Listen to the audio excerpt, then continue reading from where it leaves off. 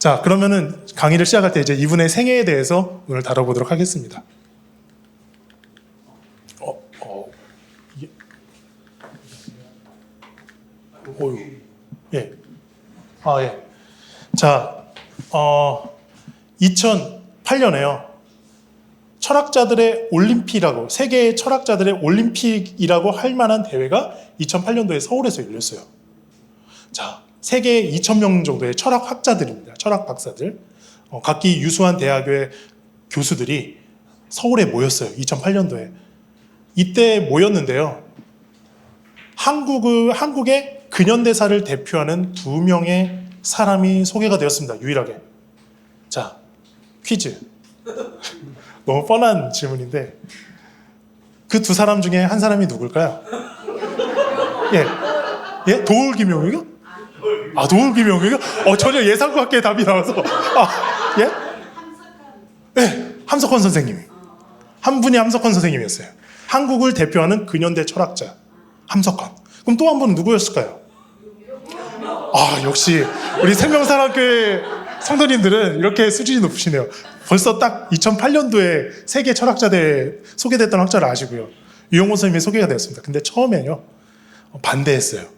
그 개최위원회에서 유영모랑 함석헌은 학파에 족보도 없고 정규 대학 교육 받은 사람들도 아니고 이런 사람을 어떻게 소개하냐 했는데 오히려 소장파 학자들이 압도적인 지지로 한국에 이런 철학자가 있다는 것은 우리로서는 자랑입니다. 이분을 꼭 소개해야 합니다. 해가지고 소개된 사람이 유영모, 함석헌이었습니다. 결론적으로 말씀드리면 유영모와 함석헌이 세계 철학자 대회에서 소개될 수 있었던 중요한 이유 중에 하나가 한국 철학이라는 것은 다른 외국의 철학을 수입해서 그거를 분석하고 발표하고 이런 게 한국 철학이 아니라 한국인의 고유한 자기의식, 한국인은 나를 어떻게 생각하는지, 내가 누구인지를 가장 명확하게 보여준 사람이 바로 유영모와 함석헌이라고 봤던 거예요. 그래서 이 두 사람이 소개가 되었고 오히려 세계 철학자들이 각광을 했다는 겁니다. 열광을 하고. 그 이후로에 다속 유영모에 대한 연구가 진행이 돼서 왔습니다. 이때 사진이래요. 굉장히 많이 고무된 것 같은데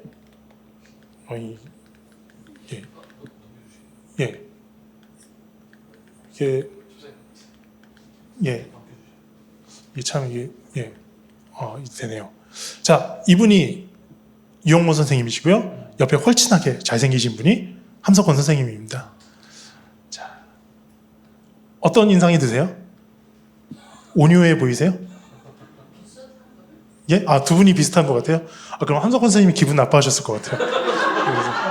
이분은 좀 수염이 다들 이 당시 어르신들이 되게 좀 굉장히 좀 포스가 있어 보이세요. 멋쟁이들이세요. 자, 글을 한번 읽어보도록 하겠습니다. 이분이 쓴 글 몇 개를 좀 읽어보도록 하겠는데요. 하느님의 사랑에서 터져나온 것이 하늘과 땅이다. 말할 수 없는 하느님의 사랑이 밑에 깔려서 이 우주가 생겨났다. 저는 이 글을 읽으면서 푹 빠지더라고요. 이 세계가, 이 우주가 어디서 터져나온 것이냐라고 했을 때 하나님의 사랑에서 터져나왔다고 하는 겁니다.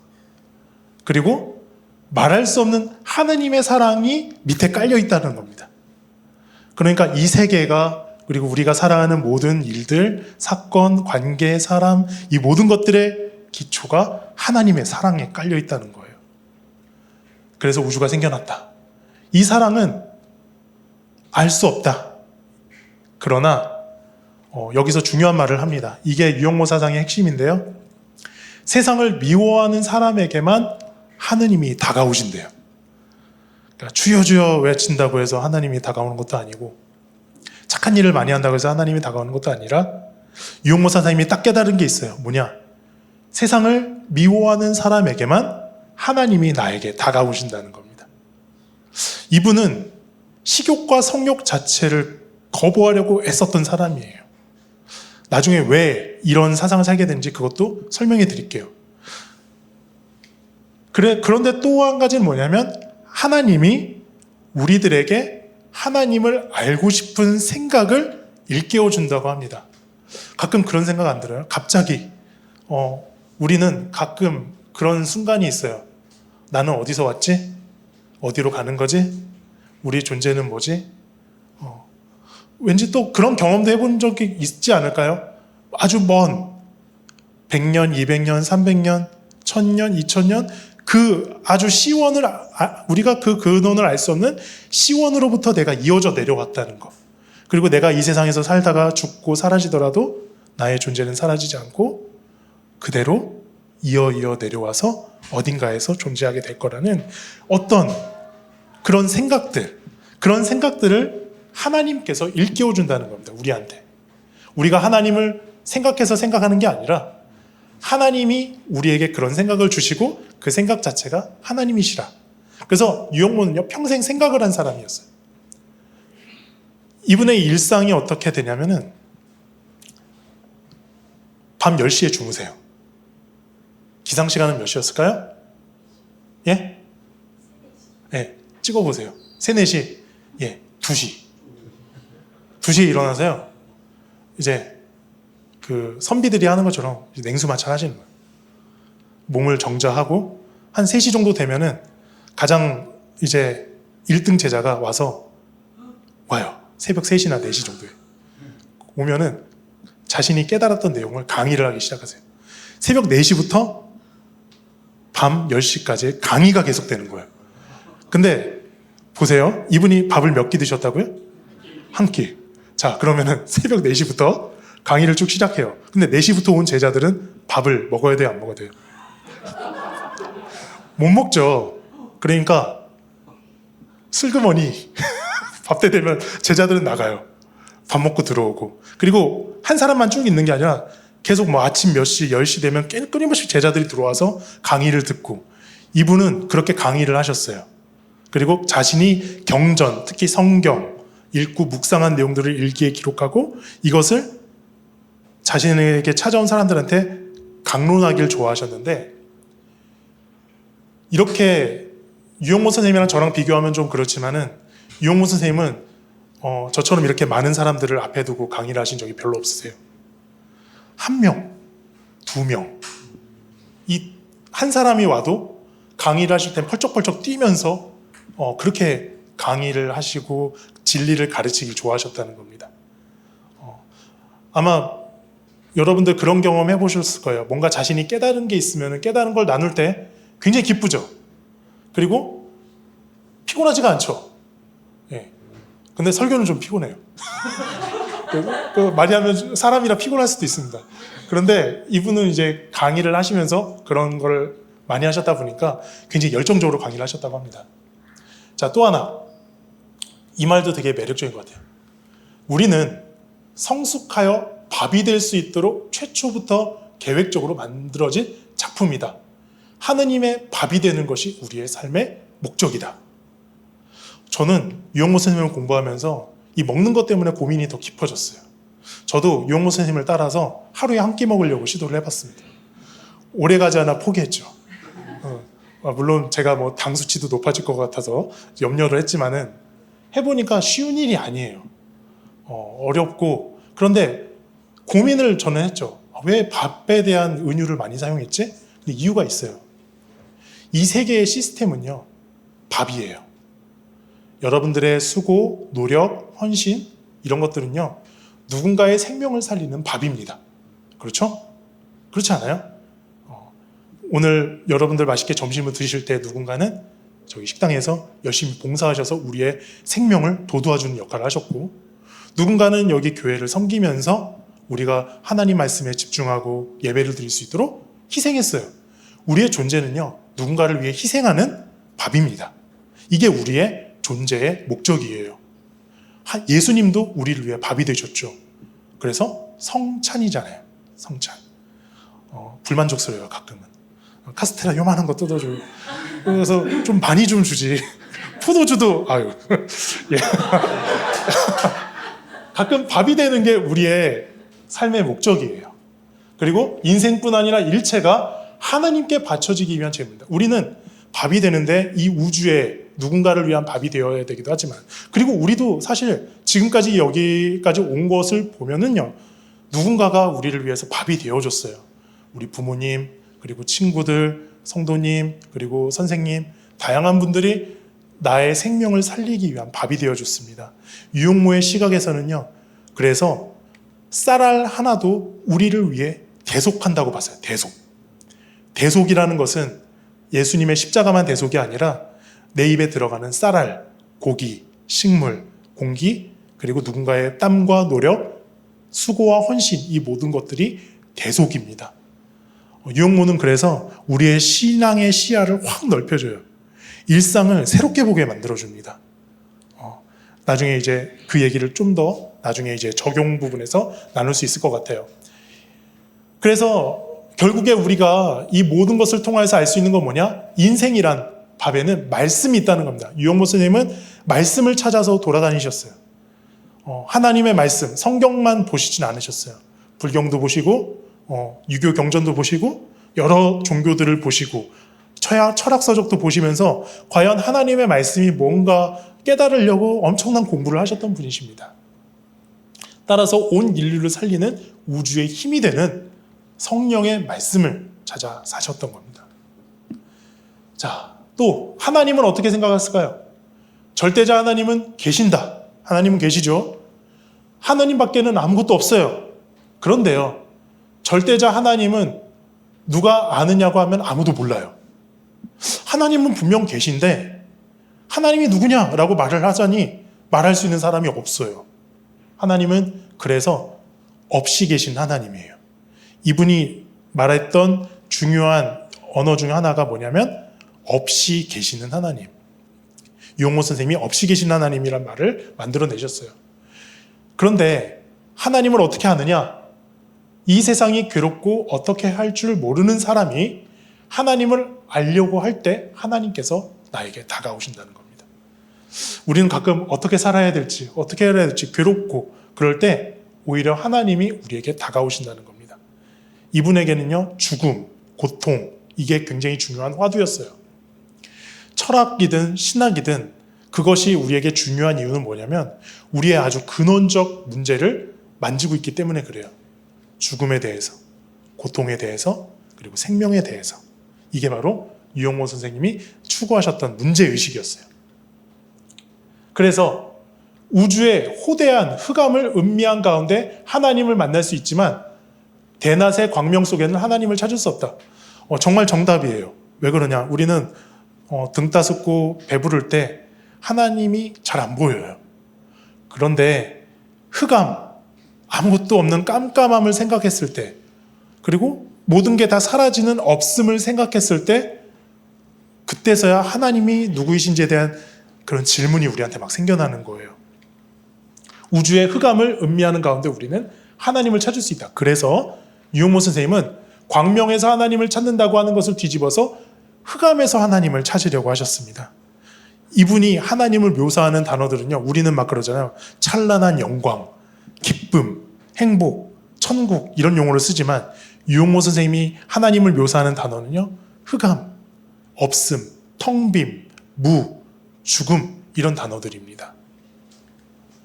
자, 그래서 저는 유용모 선생님에 대해서 여러분들에게 두 가지를 큰 흐름을 가지고 설명을 해드리고자 하는데, 생애를 우선 알아야 되겠죠. 한 사람을 알아가는 삶의 여정을 우리가 좀 보고요. 그래야지 이분이 주장하셨던 어떤 사상적인 내용들이 좀 이해가 되실 거예요. 그래서 고디, 생각, 씨앗 이 세 가지를 여러분들에게 함께 강의를 하고자 합니다. 언제 끝날지 모르겠네요. 내년에 될지. 자, 그럼 하나 보도록 하겠습니다. 자, 유용모 선생님은요, 1890년대에 태어나셨습니다.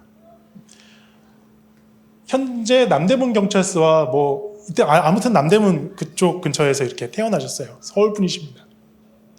그런데 이분이 태어나셨을 때요, 이분이 죽음과 같이 태어나셨어요. 무슨 얘기냐? 태어나자마자 몸이 너무 약해가지고 콜레라에 걸리셨어요. 근데 당시에 1886년도의 기록을 보면요, 한양에서 콜레라가 돌았는데 30만 명이 죽었다는 거예요. 그러니까 그냥 우리 코로나 때 많이 돌아가셨잖아요. 아마 그런 비슷한 분이셨던 것 같아요. 30만 명이 이 당시에 조선에서 죽었다는 것은 어마어마한 숫자입니다. 유영모 선생님도 걸렸는데요. 계속 설사를 하는 거예요. 어렸을 때. 그래서 태어나자마자 그렇게 걸리셨는데 그거를 얘가 이제 죽는다고 의사들도 다 포기했어요. 근데 어머니가 이제 포기할 수 없잖아요. 어머니는 자식을 포기할 수 없잖아요. 그래서 계속 설사를 하니까 손으로 항문을 이렇게 틀어 막으신 거예요. 그리고 하루 종일 계셨는데 그때부터 아이가 핏기가 돌기 시작하고 살아나셨다는 겁니다. 유영모 선생님은 그렇게 태어나셨어요. 안타깝게도 유영모 선생님에게는 13명의 형제 자매가 있었습니다. 그 중에 셋 남고 다 죽었어요. 그러니까 유영모 선생님은 자기도 죽음을 경험했지만 자기의 형제들의 죽음을 보면서 죽음에 대한 두려움, 죽음이 뭘까? 어떻게 하면 죽음을 이길 수 있을까? 이 고민을 아마 하셨겠죠. 그래서 이분의 화두는 죽음입니다. 근데 이 죽음은 단지 죽음 그 자체로 끝나지 않아요. 여러분, 죽음은 그걸로만 끝나지 않죠. 죽음을 생각하면 우리는 뭘 생각하느냐? 진짜로 뭐가 사는 건지에 대해서 깨닫게 돼요. 그래서 이분의 주장은 죽음을 거치지 않은 인간은 깨달은 인간이 아니에요. 죽음을 한번 직면해 본 사람, 그 사람이야말로 진짜로 중요한 게 뭔지를 알게 되고 그래서 그 진짜가 뭔지를 중요한 거 알기 때문에 진짜 삶을 살게 된다는 게 이분의 주장입니다. 1905년에 기독교 신앙을 받아들이십니다. 1905년에 뭐가 있었죠? 우리나라에 큰 을사늑약이 있었어요. 을사늑약이 있었던 바로 그 해에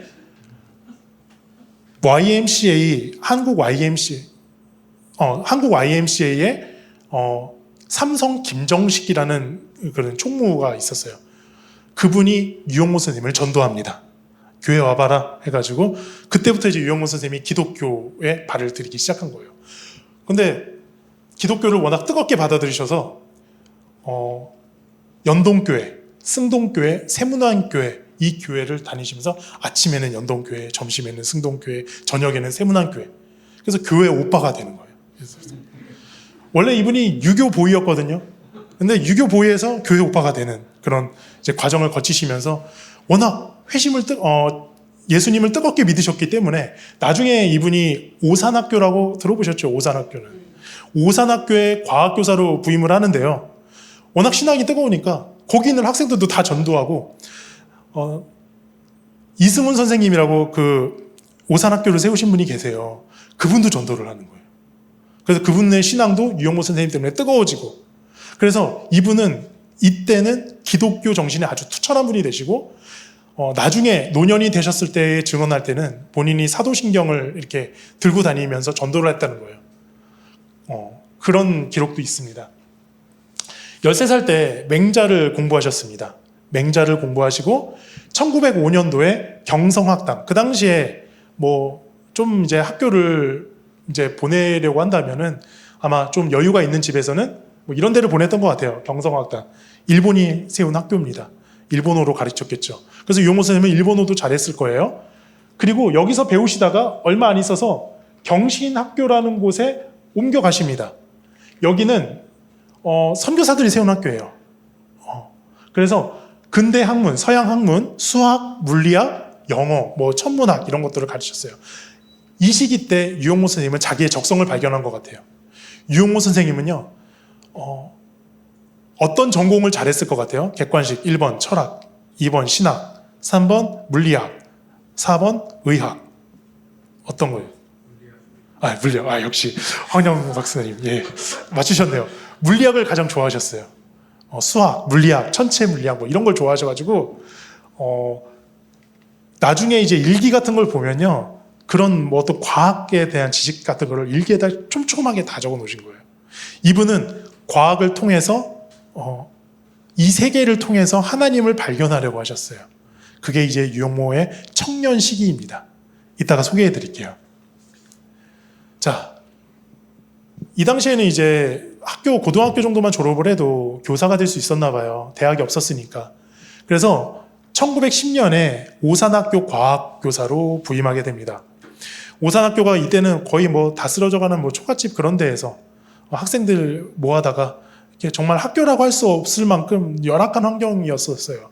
여기에 이제 유영모 선생님이 가셔서 과학을 가르치십니다.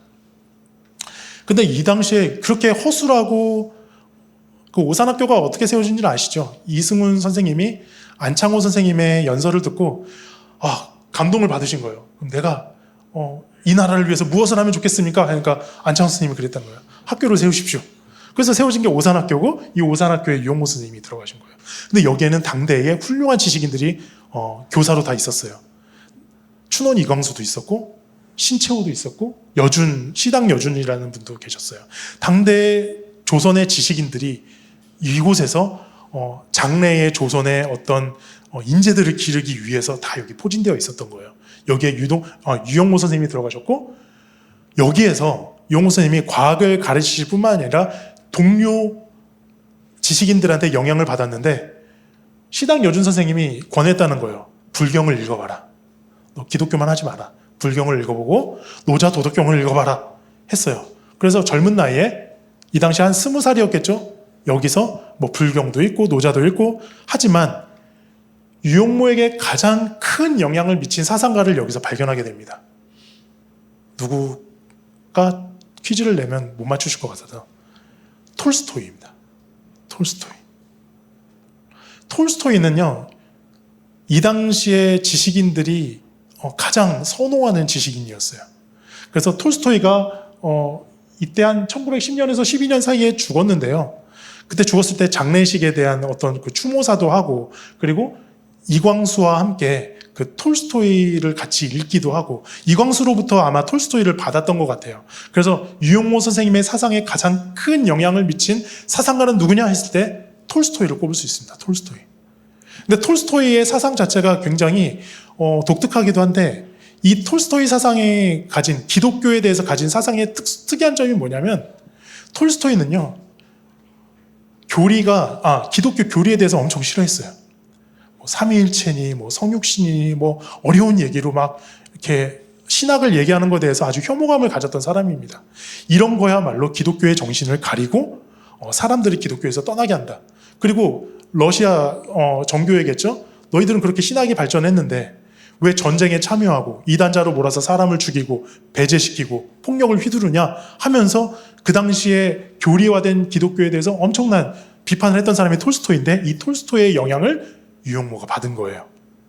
그럼 톨스토이에게 있어서 진짜로 기독교에게 중요한 건 뭐냐? 사랑, 그리고 평화, 그리고 인간을 가장 인간답게 만드는 그 정신, 윤리적인 삶이 되게 중요했던 거거든요.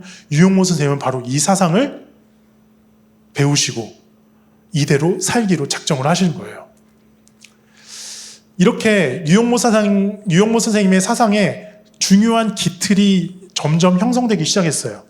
톨스토이, 수학, 물리학, 그리고 뭐 이광수 같은 지식인들과의 교류, 이런 다양한 지적인 어떤 맹아, 씨앗들이 유영모 선생님한테 뿌려지기 시작했어요.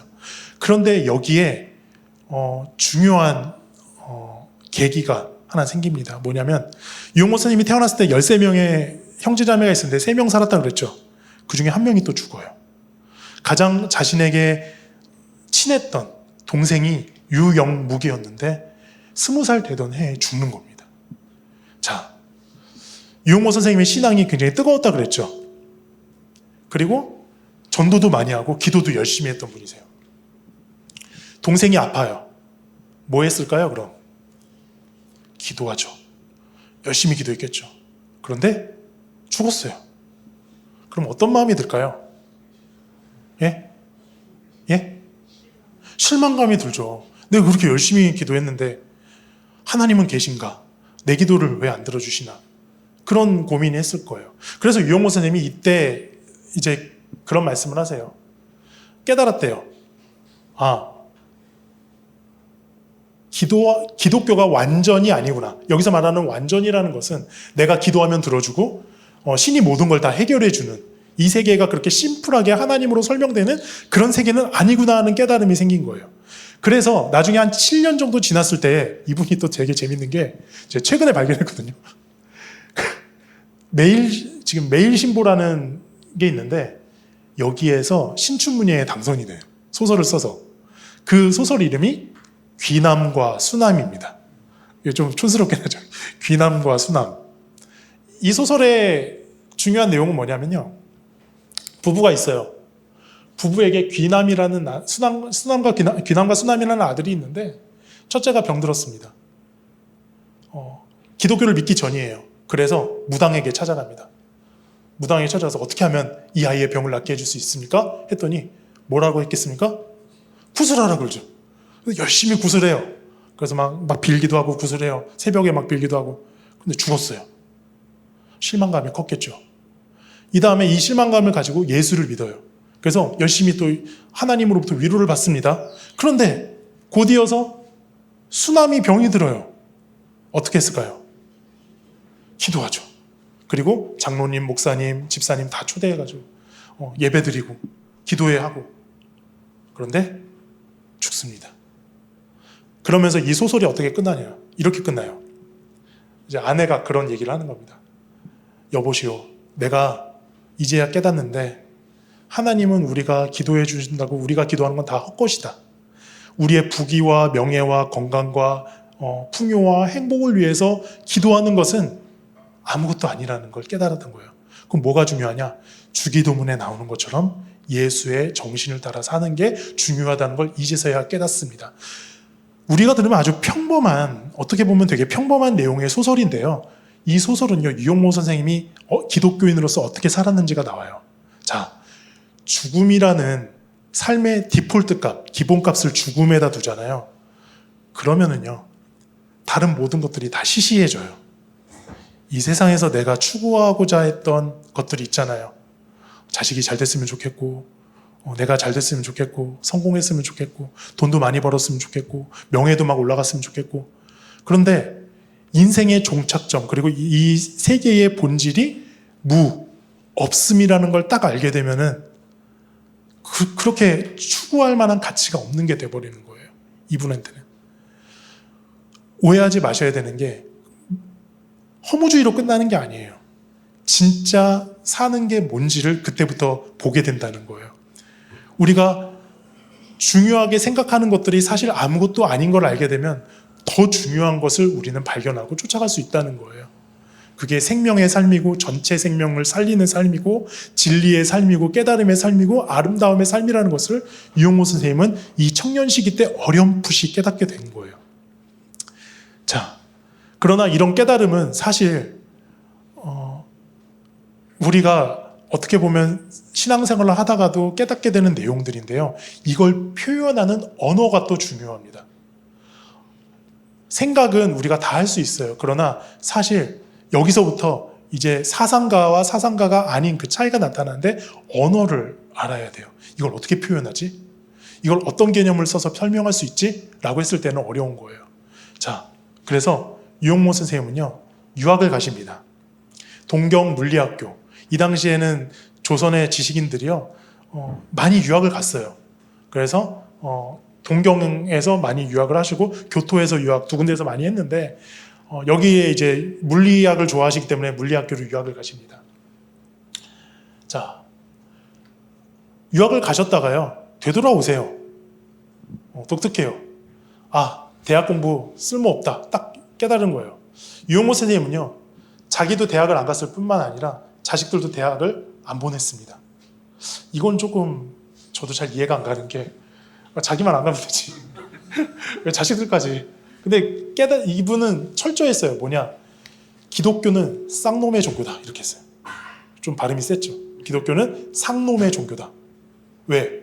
기독교는 남을 섬기라고 한 종교인데 너희들이 높은 학위를 받고 또 뭐 좋은 학벌을 갖고 하면은 어떻게 됩니까? 위로 올라가요. 위로 올라가면 어떻게 합니까? 내가 직접 섬기기보다 섬김을 받는 사람이 된다는 거예요. 섬기기보다 군림하는 사람이 되고, 그래서 우리나라의 폐단이 어디서 왔느냐? 바로 여기서 왔다. 대학 교육을 하면 안 된다. 그래서 대학 폐지론자예요, 유용모 선생님은. 그래서 본인도 대학을 안 가시고 자식들도 대학을 안 보냈어요. 나중에 자식들이 그냥 한이 되죠. 또 유용모 선생님은 자기의 재산을요, 물려주지 않으셨어요. 그리고 자기가 되게 부자였는데, 물려받은 재산이 많아서 부자였는데 이 재산을 또 기부하시고, 뭐 연구한다 그러면 팍팍 밀고, 근데 정작 자식들한테는 돈을 안 주니까 가족들 사이에 미묘한 또 그런 아픔이 있었어요. 아무튼 동경 물리학교에 가서 9개월 동안 유학을 가셨어요. 자, 여기서 당시에 일본의 지식의 어떤 흐름이 있었습니다. 중요한 어떤 그 유행이라고 해야 되나요? 그게 다이쇼 생명주의라고 해서 간략하게 말씀드리면 이거예요. 다이쇼 생명주의는 과학의 어떤 한계 앞에서 과학을 버리자는 게 아니라 과학의 한계 앞에서 과학에 설명할 수 없는 생명의 어떤 신비를 그리고 개인의 어떤 내면, 정신을 발견하고자 했던 운동이었습니다. 이 당시에 다이쇼 생명주의는 조선에 있는 많은 청년 지식인들에게 영향을 줬고 그 영향을 받은 지식인들이 조선에 와서 가르쳤어요. 그리고 소설도 쓰고 글도 발표를 합니다. 유영모 선생님도 여기에 영향을 받은 거예요. 동경 YMCA에 가서 우찌무라 간조라고 해서 이제 무교회주의를 설파한 그런 분도 계신데 그런 분의 영향도 받고 해가지고 많은 영향을 받습니다. 어찌됐든 이 당시에 유영모 선생님은 이런 다이쇼 생명주의의 과학의 언어 그리고 신비의 언어, 영성의 언어를 배우신 거예요. 그리고 나서 이분은 정통의 그리스도교 신앙에서 이제는 확실히 비정통의 길로 들어섭니다. 그러니까 단순히 유영모라는 기독교인은 사도신경 잘하고 기독교 교리를 철저하게 수호하고 신앙의 본질을 수호한다 이런 분이 되신 게 아니라 기독교의 울타리를 넘어서 진짜 생명이 뭔지를 표현하는 그 언어들, 개념들, 생각들을 연구하시려고 이제 기독교 밖으로 나가시는 거예요. 이분에 대한 오해가 있어요. 유영모 선생님이 워낙 불경에도 탁월하시고 유교나 뭐 도덕경에도 탁월하시고 해가지고 야, 이 사람은 무슨 짬뽕이냐 해가지고 종교 짬뽕이다 해서 종교 다원주의로 오해를 하시는데 안 그렇습니다. 이분의 중심에는 늘 예수 그리스도가 있었어요. 그러나 그 예수 그리스도를 설명하는 용어들이 자신이 지금까지 익혀왔던 유불선의 언어들을 통해서 표현이 됐던 거죠. 그래서 본인이 그렇게 고백을 하세요. 나는 비정통이다. 딱 이렇게 해요. 나는 톨스토이처럼 비정통이다. 왜? 교회의 한계, 생명을 가로막는 교회의 한계, 제도의 한계, 성직의 한계 이런 걸 다 나는 거부한다. 다만 예수가 추구했던 생명, 예수가 추구했던 진리 이것을 위해서 난 산다 라고 해가지고 유영모 선생님은 이제 비정통의 길로 들어가시는 겁니다. 자, 그래서 오늘은 좀 여기에 전기사상의 몇 가지 내용들을 한번 보도록 할게요. 이분이 유학을 갔다 오셔서 이제 1914년 청년 시기예요. 나의 1, 2, 3, 4라는 책을 이제 잡지에 청춘이라는 잡지랑 뭐 동명이라는 잡지에 많은 글을 쓰는데 이 중에 하나가 이제 나의 1, 2, 3, 4라는 거예요. 인간을 이렇게 보신 겁니다. 인간은 진화하는 초월적 생명이래요. 인간을 네 부류로 나눌 수 있다고 보셨습니다. 첫 번째 부류는 이 우주의 물리적 법칙 안에서 벗어날 수 없는 어떤 인간 존재가 있어요. 높은 곳에 있으면 떨어지죠. 그리고 숨을 못 쉬면 죽어요. 인간은 그래서 타성적인 흙덩이입니다. 우리 인간은 물질이에요. 그래서 타성을 지닌 존재다. 두 번째, 인간은 진화적 생물이다. 끊임없이 초월을 추구한대요. 인간은 지금까지 어떤 계기들을 통해서 계속 진화해온 생물이라는 깨달음이 있었던 거예요. 우리도 진화하고 있거든요. 지금도. 배워가고 있고 자라가고 있어요. 자, 세 번째, 우리는 동물적 혈육이라는 거예요. 인간은 약해요. 욕망의 지배를 받아요. 그리고 유영모 선생님은 그 인간을 지배하는 욕망의 두 가지를 식욕과 성욕으로 봤습니다. 특별히 성욕에 끌려서 사는 존재다라고 봤어요. 네 번째, 이게 좀 매력적인데요. 인간은 초월적 생령이라는 겁니다. 우리가 가끔 교회에서 영혼 얘기 많이 하죠. 근데 영혼이라는 단어가 우리나라 고유의 언어는 아니에요. 근대에 들어온 용어입니다. 영혼. 인간을 그래서 유영모 선생님은 생령으로 봤어요. 우리는 몸을 가진 인간이면서 동시에 어떤 도덕적인 초월, 완전을 향해서 끊임없이 노력해가는 그런 본능을 지닌 존재예요. 이 네 가지 범죄에 우린 다 포함돼요. 흙덩이이기도 하고요. 그리고 생물이기도 하고 짐승처럼 사는 혈육일 때도 있어요. 그럼에도 불구하고 동시에 깊은 하나님을 만나고자 하는, 그리고 하나님처럼 천부의 완전하심 같이 완전을 향해 살아가고자 하는 그런 우리 안에 지향도 있어요. 인간은 이렇게 굉장히 복잡한 존재죠. 그래서 유영모 선생님은 이렇게 말합니다. 인간은 타성적 흙덩이와 동물적 혈육을 따라 살아가는 자연의 길을 갑니다. 그러나 진화하면서 초월적 생명을 추구하는 대자연의 길도 갑니다. 따라서 유영모 스님은 인간이란 이 대자연의 길을 가야 한다라면서 우리에게 도전을 하고 있어요. 우리는 안 먹으면 죽고 또 욕망에 따라 살아가기도 해요. 그럼에도 불구하고 우리 앞에 놓여진 길 중에서 우리는 도덕적 완전, 그리고 고결함과 이타성을 추구하는 그 길을 가도록 우리는 대자연의 길을 선택해야 된다. 이게 주님의 뜻이다. 이렇게 보았던 겁니다. 오늘이라는 글도 발표합니다. 자, 여기서는 좀 불이적이라는 용어가 나오는데, 불이라는 것은 불교 용어입니다. 어떻게 설명해야 될까요? 이 세계를 우리는 선과 악, 있음과 없음, 그리고 물질과 정신, 뚜렷하게 나눠서 보려고 해요. 하나님은 하늘에, 우리는 땅에. 그런데 불교의 관점은요, 이 세상에 있는 모든 것들이 자기 존재를 서로 의지하고 있어요. 자, 무슨 얘기냐? 우리 개개인은요, 사실은 없는 존재들이에요. 그러나 다른 누군가가 있기에 내가 존재한다는 겁니다.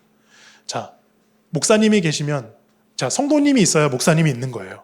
그렇죠? 자식이 있어야 부모가 있는 거고요. 부모가 있어야 자식이 있는 거예요. 모든 것들은 서로의 존재를 의존하고 있습니다.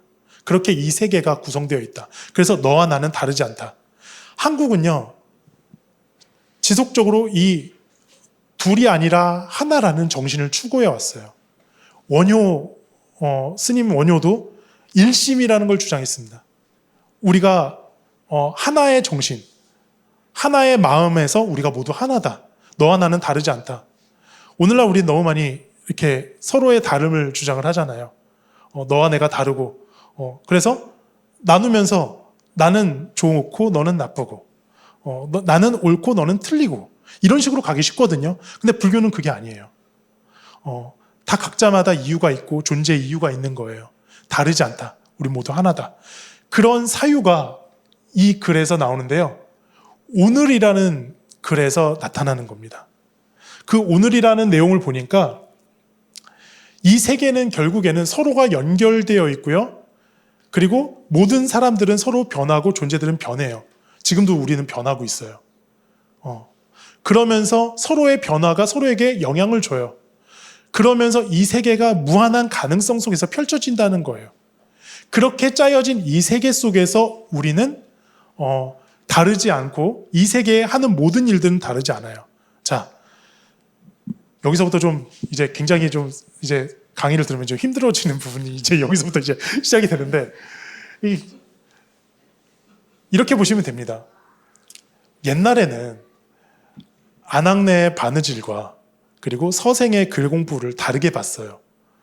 서생의 글 공부는 입신양명해서 수신제가 치국 평천화해야 된다 해가지고 남성이 공부하는 건 굉장히 귀하게 보고, 여성이 바느질해서 남자를 서포트해야 된다, 이런 과거의 전통적인 사유가 있었잖아요. 근데 유영모 스님은 이 당시에 그게 아니라고 봤던 거예요. 뭐냐? 바느질이든 농사일이든 서생의 글 공부든 크고 귀한 일들은 다 하나같이 귀하다. 왜?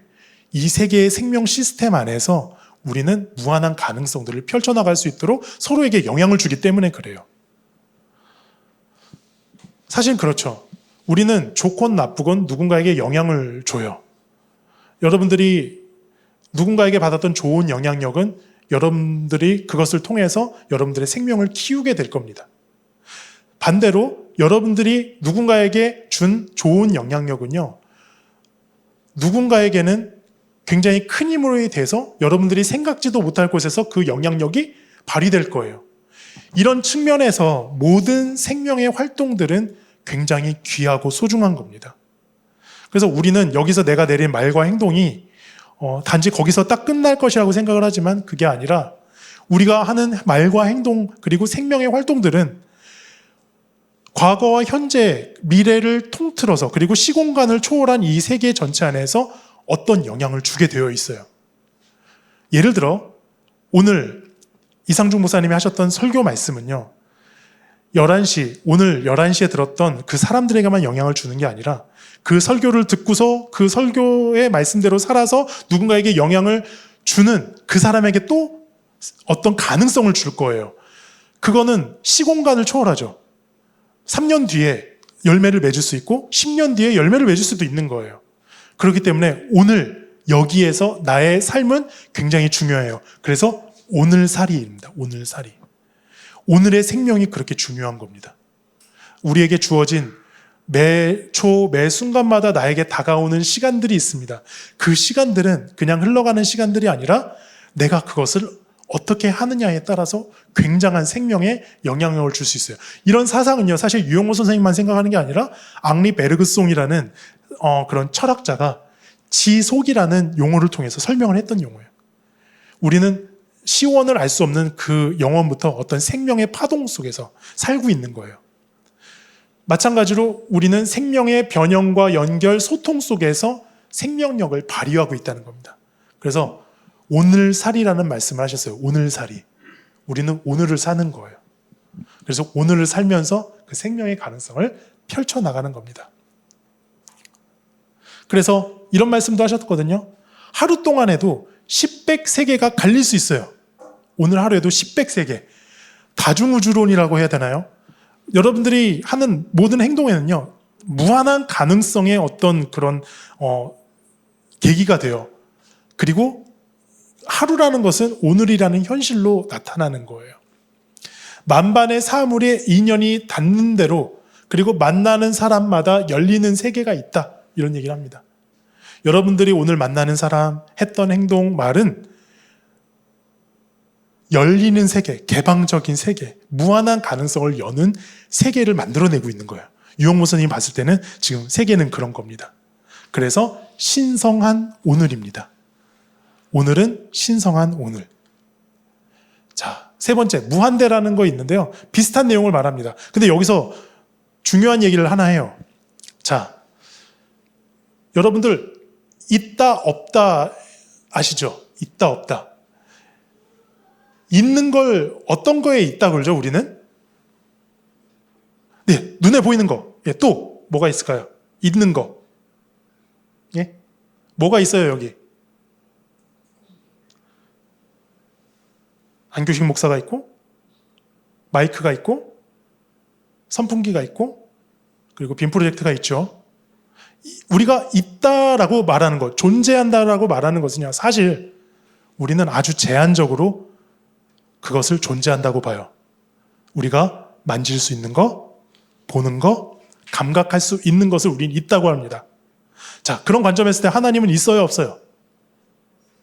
없어요. 근데 하나님 있어요?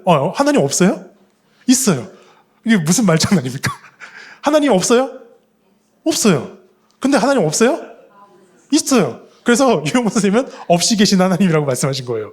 자, 왜 없이 계시냐? 우리는 눈으로 보고 감각하고 만나고 경험한 것만 있다고 봐요.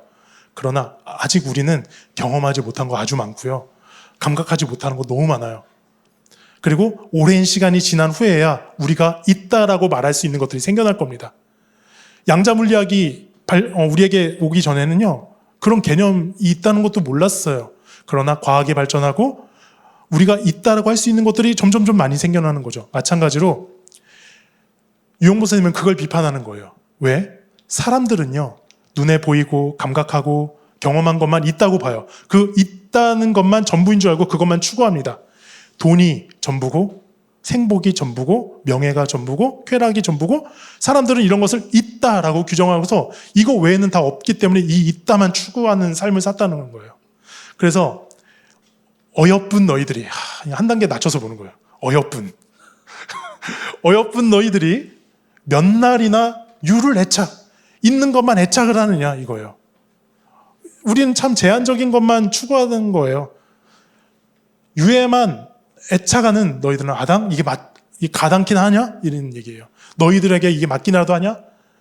또한 얘기를 하세요. 물질과 에너지가 이 세계를 만들어요. 그런데 여러분 에너지가 보여요? 에너지는 있거든요. 에너지 있어요. 누군가를 만나면요. 그 에너지가 느껴지기도 하고 에너지라는 게 있잖아요. 그리고 물질과 에너지가 이 세계를 구성하는 걸 이 당시에도 알았어요. 그러나 드러나지 않은 비감식적 유가 있다. 이게 바로 무와 공이라는 거예요. 인생은 이 무와 공을 알아야 된다는 거예요. 우리가 보지 못하는 것, 그리고 우리가 경험하지 못했던 것 있다고 믿고, 히브리서의 말씀도 그러잖아요. 히브리서에도 보이는 세계가 전부가 아니라는 말도 하시고, 그렇죠? 믿음은 바라는 것들의 실상이라는 말씀도 했어요. 그래서 우리가 감식적인 유에만 집착하는 게 아니라 비감식적인 유, 있음이 있다. 그걸 추구해야 된다. 이게 엄연히 존재한다. 그래서 제가 이제 이 말씀을 되게 좋아하거든요. 전 우주의 물질 총량이 어찌 귀일하지 못하는가. 이 세계에는요, 유영모는 아주 우주적인 상상력을 펼쳤던 사람이에요. 우주는 그냥 물질적인 세계가 아니라 우리가 아는 세계, 모르는 세계를 다 포함한 게 우주인데요. 이 우주가 하나님이라고 봤어요. 그리고 이 우주는 물질을 비롯한 모든 것들을 품고 있기 때문에 인간만 죽고 나서 영혼으로 이렇게 하나님께 구원받는 그런 게 아니라 이 세계의 물질, 광물, 그리고 식물, 동물 모두가 언젠가는 소멸하고 사라지겠죠? 그런데 그게 그냥 흩어지는 게 아니라 이 우주의 총량에 들어가는 거예요.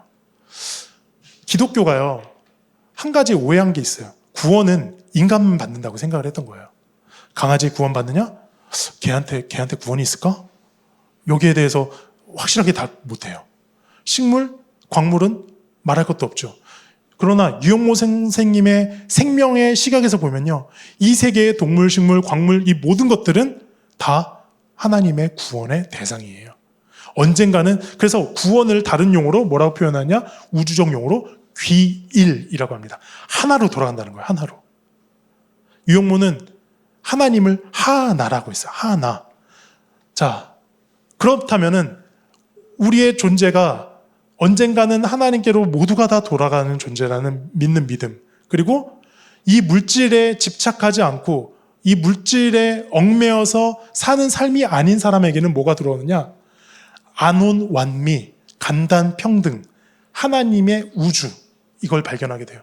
안온 완미는 우리가 평온함, 마음의 평안, 온전함, 그리고 아름다움을 발견할 수 있어요.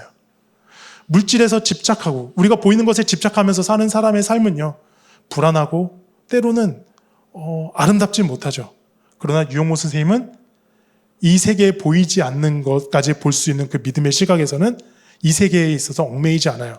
그래서 아름다움을 추구하고 완전함을 추구하는, 그러면서 모든 존재자들이 간단하면서 평등합니다. 너와 내가 다르지 않고 대통령이든 나든 아니면은 뭐 갑부든 누구든 이 세계에서 성별과 뭐 어떤 종과 류 이런 것들을 다 구분을 넘어서서 모두가 다 평등하게 생명 안에서 볼 수 있는 생명의 어떤 평등함을 여기서 발견하게 되는 거예요. 그래서 유영모 스님이 생각했던 구원은 바로 귀일에 있었어요. 나머지 부분들을 또 이 자고세면이라는 것도 있지만은 결국에 이렇게 우리가 생명의 절대적인 가치를 알게 되면은 우리에게 굉장한 어떤 타인에 대한 여유가 생겨요. 어떤 여유냐? 모든 생명이 다 귀해요. 삭바느질을 하던 공부를 하던 때로는 우리는 우리의 존재 가치를요, 유용성에 두거든요. 얼마나 많이 만들어냈느냐, 얼마나 많이 가치를 생산해내느냐. 그래서 사실은 인간은요, 이 자본주의의 세계에서 인간은 가치로 평가가 돼요. 쟤는 유익이 되는 놈, 안 되는 놈 구분해놓고, 예를 들어 유익이 되는 사람은 존재 가치가 있는 거고 유익이 안 되는 사람은 존재 가치가 없는 거예요. 많은 사람들이요, 그렇게 훌륭하면서도 불구하고 끊임없이 자괴감을 느끼고 우울해할 수 있는 이유는 바로 자기의 생명의 절대적인 가치를 모르기 때문에 그렇다는 거죠. 유영모 선생님은요, 모든 생명이 아까 말했잖아요. 간단평등.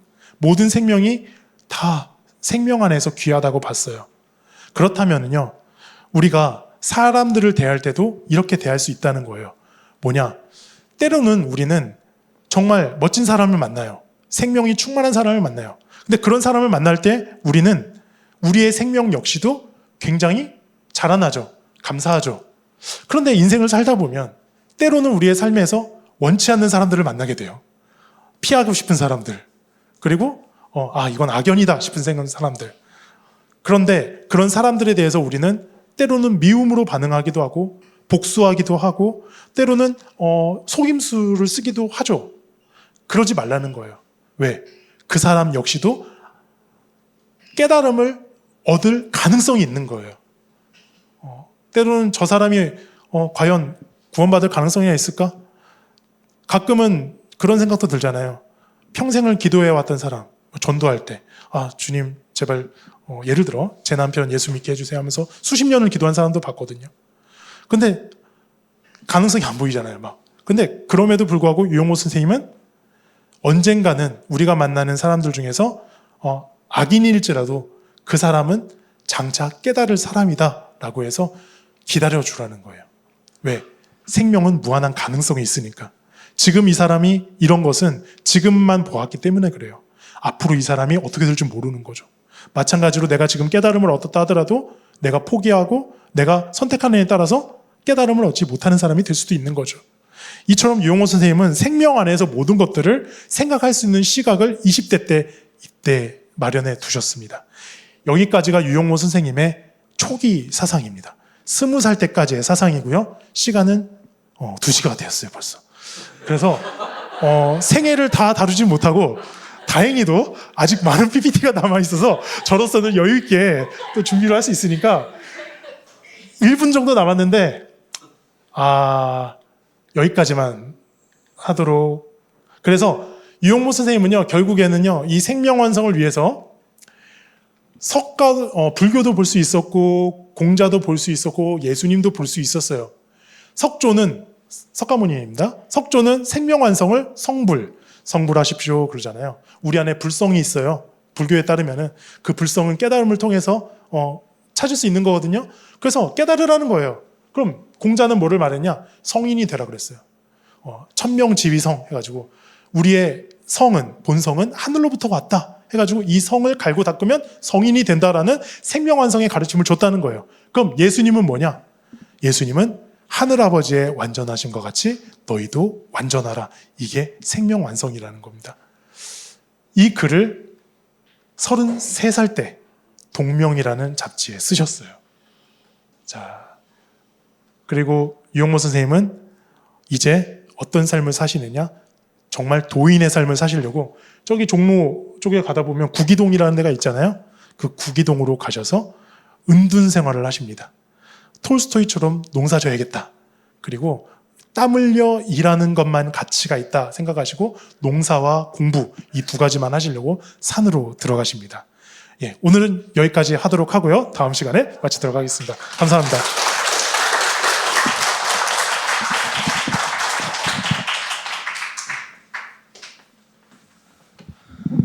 우리 귀한 강의 해주신 목사님께 다시 한번 큰 박수. 네. 우리 안규식 목사님뿐만 아니고요, 황은효 목사님도 많은 거를 가지고 계십니다. 이미 다 잘 알고 계시겠지만, 그래서 목사님들이랑 이제 한 달에 한 번, 2달에 한 번씩 모임을 갖는데 그때마다 제 고민은 어떻게 하면 우리 목사님들의 이 지식을 뽑아서 성도들에게 전달해 드릴 수 있을까를 막 고민하고 있는데, 다행히 너무 감사하게도 우리 두 목사님이 우리 성도님들에게 이런 이야기들을 전해주고 싶어 하세요. 그래서 막 너무 열의가 있으셔서 2주에 한 번씩 막 이렇게 말씀도 하셨으나 그거는 또 우리에게 무리가 있어서 한 달에 한 번 정도 이렇게 우리 두 분 목사님이 지금 고민 중이에요. 한 분 목사님이 이렇게 다섯 유언모 선생님 강의를 해주시면 이걸 계속해서 우리에게 대학교식으로 뭐 12주 이런 식으로 강의를 해주실지 아니면 또 다른 주제로 한 목사님이 또 해주시고 한 목사님이 해주시고 이렇게 할지는 아직 정해지지 않았지만 아무튼 우리 성도님들에게 좋은 강의들을 지식적인 면을 또 채워드리기 위해서 두 목사님들이 많이 노력하고 계십니다. 오늘 강의 잘 들으셨죠? 네, 그래서 초기 유영모 선생님의 어떤 사상의 형성을 들었다면 다음엔 또 앞으로 3시간짜리 4주짜리를 지금 1시간 정도에 어느 정도까지 진도가 나가는지 모르겠지만 네, 앞으로 계속 이용모 선생님 강의를 듣고요. 아까 처음에 말씀드린 것처럼 우리 목사님께서 비움과 숨이라는 책을 쓰셨어요. 더 잘 알고 싶으시면 또 구입을 해서 읽으시면 좋을 것 같습니다. 혹시 우리 목사님께 강의 속에서 질문이 있을까요? 네. 장로님, 네. 오늘 여기 양신 목사님 참 대단하신 분이다라는 그렇게 생각은 합니다만은 이쪽에서 들었으면 이쪽으로 흘러버리고 다 아무것도 몰라서 한데 이제 분명한 것은 참 친근감을 느끼는 유영모 유영모 선생님의 제자가 함석헌 선생님이시고 함석헌 선생님 제자가 문대동 목사님이십니다. 그게 그런 차원에서 또 문대동 목사님한테 안기신 목사님이 참 대단한 목사님이 불러들어왔다. 그 목사님 말을 빌자면 그런 일이 있었어요. 그렇게 훌륭하시는 분이 이제 오셨는데 우리 목사님이 궁금한 게 하나 있는데 첫 번에 오셨을 때 우리 창립 12주년 기념주일 전주에 오셨다가 기념주일에 함께 참석을 하셨거든요. 저기 우리 최영 집사님과 같이 그러니까 그 시기에 근데 그 목사님이시다 그리고 박사님이시다 한 분이 와서 우리 기장 신학생으로 오신다 이게 참 아이러니하게 궁금해요. 지금 현재도 궁금합니다. 제가 노예 뭐 이렇게 행정적으로 직접 관여는 아니지만 전에 하여튼 저기로 언권 저기로 노예 관계를 좀 하고 있습니다만은 이 두 분 황금 목사님과 안신 목사님과 우리 기장 신학생이신 학생, 저 박사님이시고 목사님이신데 좀 아이러니하거든요. 그래서 전에 어느 교단에서 목사님 하셨고 지금 왜 기장에 오셔서 작은 교단에 오셔서 지금 신학을 하시는가 이 좀 궁금해서 네. 좋은 강의와는 별개로 이제 개인 신상에 대한 네, 질문을 해주셨습니다. 네. 그래서 목사님 말씀이 실려고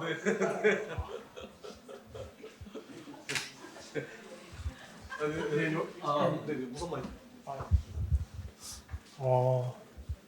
저는 이제 황 목사님은 이제 따로 또 뭐 설명할 기회가 있긴 하겠지만은 저는 사실은 다른 곳에서 이제 여기서 이제 목회자가 되려면 이제 MDB라는 걸 하잖아요.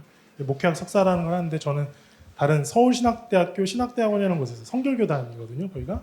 그래서 거기서 이제 MDB를 마치고 이제 안수는 제가 사실은 이제 좀 개인적인 얘기지만 젊었을 때 한 30살 때는 제가 교회에 대한 관심이 굉장히 많았어요. 개척을 하려고 이제 개척 준비를 막 했었고 그러다 보니까 이제 안수도 이제 저는 이제 학자보다는 안수를 받아서 이제 교회 개척을 하고 목회를 하고 싶은 생각이 그때는 강했어요. 지금은 아니지만.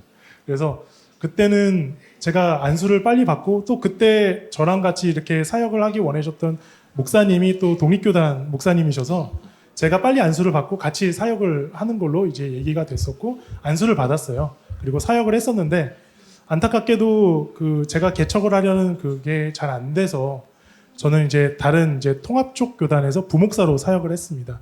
그래서 저는 이제 사실은 목회 경력도 있어요. 여기 오기 전에도 전임 부목사도 했었고 행정도 했었고 그다음에 어디냐 그 이민교회에서도 이제 뭐 사역을 했었고 해서 목사로서 쭉 살다가 2022년도에 제가 어떻게 하다 보니까 박사를 받게 됐습니다. 그래서 박사를 받았는데 기장 쪽은 저는 전혀 아시는 분이 한 명도 없었어요. 그리고 기장 교단은 전혀 생각을 못했는데 저를 지도하셨던 이제 교수님이 기장 쪽 목사님이셨어요. 그래서 학문적으로도 활동을 하려면은 기독교 안에서 활동을 하려면은 교단이 필요한데 그래도 소속이 없는 그런 상태, 제가 독립교단에서 받았으니까 소속은 없고 이제 프리랜서라고 보시면 됩니다. 그래서 프리랜서로 뛰는 것보다 차라리 이렇게 어떤 공동체 안에서 신학적인 어떤 것들을 활동을 할 수 있으면 좋지 않겠니 하면서 이렇게 제안을 해주셔서 기장 쪽에 제가 아시는 분이 없었어요. 그러다가 제가 이제 페이스북이라는 걸 하는데 거기에 한문덕 목사님이 페이스북 친구셨어요. 그 전까지는 한 번도 뵌 적은 없었고, 그래서 메시지로 제가 궁금하다, 올 생각은 없었습니다. 여기 궁금하다 했는데 와서 같이 얘기해 보자라고 이렇게 호응을 해주셔가지고 얘기를 나눈 끝에 공교롭게도 그 당시에 생명사랑교회가 목회자를 양성한다는 그런 프로젝트가 있다는 거예요. 그래서 그러면 도와줄 수 있다라고 하셔서 적극적으로 이렇게 제안을 해주셔가지고 저도 기장 쪽으로 이렇게 알아보려는데 또 교회가 목회자를 양성한다라는 그런 소중한 프로젝트를 가지고 계셔서 저로서는 너무 감사하게 이 교회에 오게 됐고, 그 당시에 이제 목사 안수를 제가 받으려면 한 4년 정도가 필요하다고 하더라고요. 어느덧 내년이 이제 4년째 됐고, 감사하게 우리 생명사랑교회가 지원해 주시고 또 이렇게 돌봐주시고 해가지고 제가 지금까지 여기까지 오게 된 겁니다. 예. 이렇게 하면 설명이 됐을까요? 그래서 안규식 목사님에겐 제가 직전 달에 모임했을 때 목사 안수를 1년 더 늦게 드린다고. 내년에 목사 안수 받으셔야 되는데 내후년에 받을 수 있도록 하겠다고 말씀을 드렸는데 사실은 개인적인 질문이어서 또 선뜻 대답하기 또 어려우실 수도 있는데 이렇게 말씀해 주셔서 너무 감사하고요. 그럼 다음에는 황 목사님 해야 되겠네요. 다음에 지금 대답 안 주셔야 다음에 또 똑같이 강의하고 또 황 목사님이 또 어떤 스토리를 또 근데 황 목사님에 대해서 더 잘 알고 계시는 건가요, 혹시 성도님들이? 똑같이 모르시는 거죠? 네. 그럼 궁금증으로 남겨놓은 채로 그래야 다음에 또 많이 참여하셔서 끝까지 기다리신 다음에 장 위원장님 또 질문해 주시면 같이 대답해 주시면 감사하겠습니다. 네. 그러면 이것으로 오늘 강좌는 마치도록 하겠습니다. 감사합니다. 감사합니다, 목사님.